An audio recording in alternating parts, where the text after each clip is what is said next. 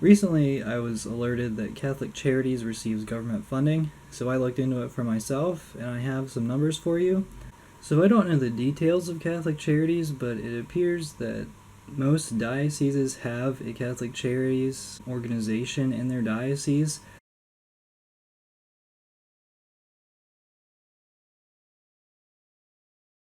So I looked through these financial statements to find the government funding and the percentage of revenue that the government funding was. So I'll list them.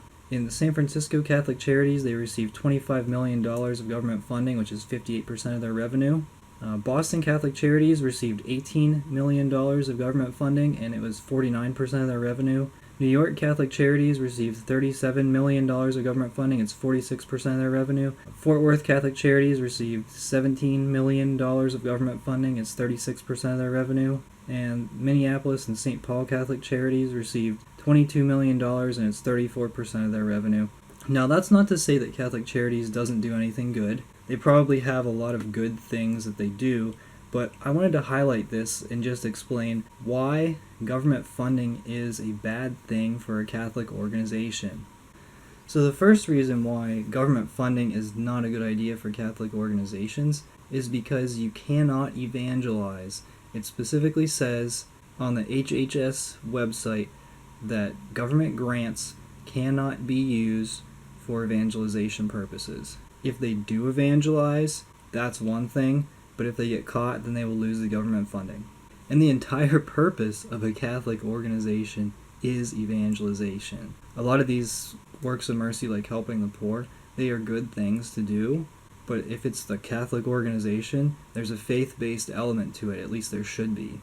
Second reason why government funding is a bad idea is because it makes the organization that receives the government funding sympathetic towards government officials. It's unlikely that they would want to criticize the government, even when it comes to things like abortion, or more recently, the murder of the already born babies.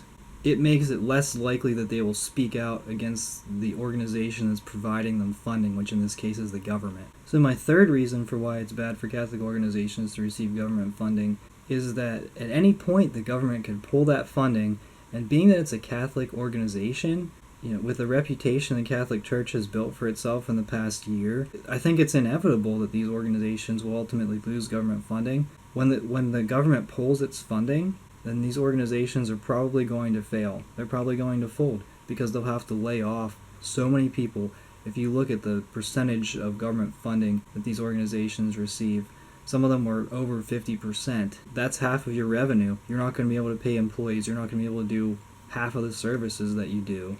It's going to be catastrophic if the government does pull funding, and they can at any point if they want to. So the point of this video isn't necessarily to trash Catholic Charities. It is more of me just pointing out, here's how Catholic Charities receives a lot of its funding, and it could all come crashing down in the next few years if the government just decides that the Catholic Church is a corrupt organization.